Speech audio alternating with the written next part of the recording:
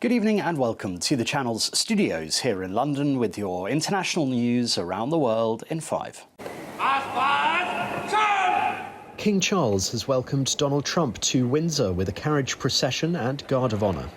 The monarch and US President shared a coach, while Queen Camilla and First Lady Melania Trump followed behind in another.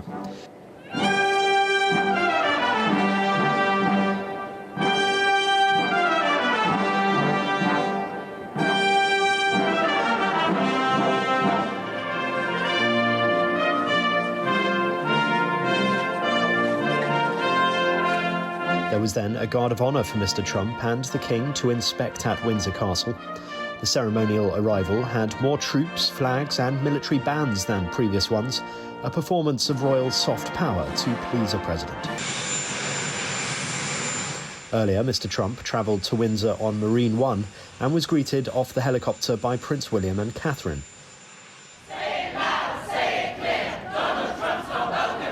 Across London, large anti-Trump protests gathered for demonstrations.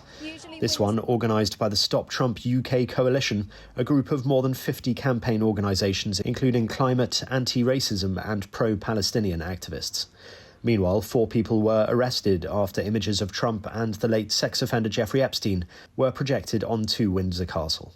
I think the optics of a state visit are very important to President Trump. This is the first one, he loved the pomp and ceremony of it, the pageantry. He loved being with the monarchy and the Queen and all of that. And I think he's definitely got a big focus on that this time around, especially because he's facing a few domestic issues at home with the Epstein file issue, and now wants to move on from that and use some of that pomp and ceremony to advance his narrative.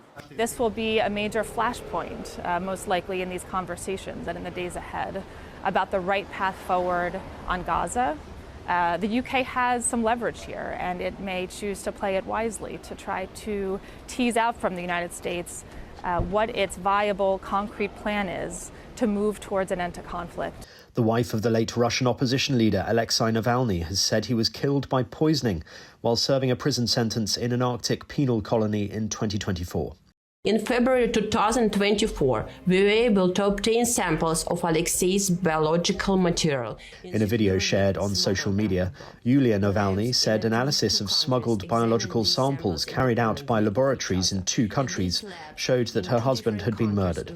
She did not provide details on the poison allegedly used or the samples of the analysis, but challenged the 2 laboratories to publish their results. Navalny, an anti-corruption campaigner and Russia's most vociferous opposition leader, died suddenly in jail on the 16th of February 2024 at the age of 47. The prime suspect in the high-profile case of Madeleine McCann's disappearance has been released from prison in Germany, where he was serving a sentence for an unrelated offence. Christian Bruckner was driven out in a black Audi by his lawyer with a police escort shortly after 9 a.m. local time.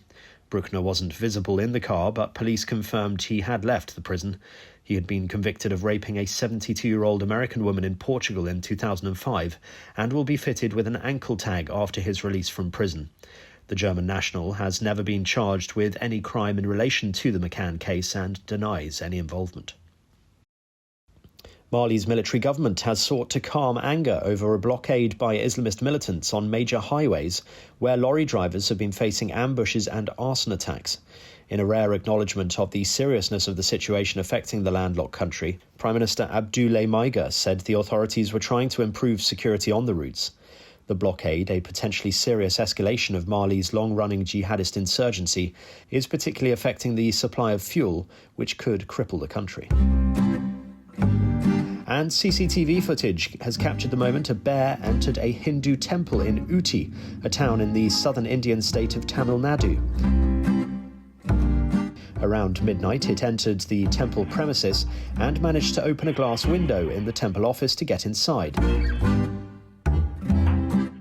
However, finding no food, it left the temple without any tasty treats. And that's your international news around the world in 5. Now back to the channel's studios in Lagos.